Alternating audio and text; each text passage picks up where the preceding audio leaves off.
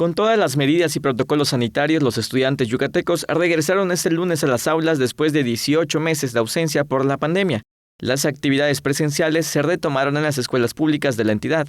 En el estado, el regreso a clases es voluntario, de modo que los padres de familia y tutores deciden si envían a sus hijos a clases presenciales o continúan con el método a distancia.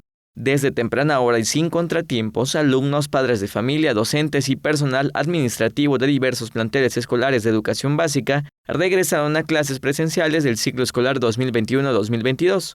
Antes de ingresar a los planteles, los estudiantes realizaron fila guardando la sana distancia para ingresar.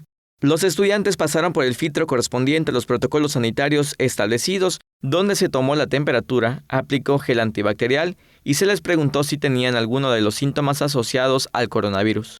La alumna de cuarto grado, Jocelyn Tud Lira, de la primaria estatal de tiempo completo Manuel Sarrado, minutos antes de las 7 de la mañana llegó acompañada de su madre Carolina Lira Gil como parte del regreso a clases voluntario. Confío en la escuela desde que ella está en segundo grado, ha estado bien acá.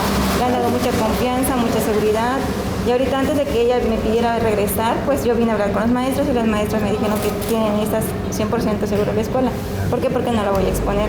Me mostraron el salón de clase, cómo va a estar distribuido cada niño y cómo van a estar escalonados los grupos. Trae su sanitizante, trae otro cubrebocas porque ese ya exposición a la calle ya está para desecho. Y aparte trae otro para ponerse doble. Prohibieron los alimentos, solo trajeron agua para en esas 3 horas que van a estar acá. Asimismo, Lira Gil añadió que su hija ya sabe las medidas preventivas que debe mantener en la escuela, como el uso correcto del cubrebocas, el lavado constante de manos y la aplicación de gel antibacterial, por lo que destacó la labor conjunta que realizan autoridades, docentes y padres de familia. La semana pasada, los profesores de educación básica realizaron reuniones preparatorias con los padres de familia para determinar el método de trabajo, porque en Yucatán el retorno a las aulas es voluntario. Teleyucatán te informa. Teleyucatán te informa, lunes a viernes 3 de la tarde. Síguenos.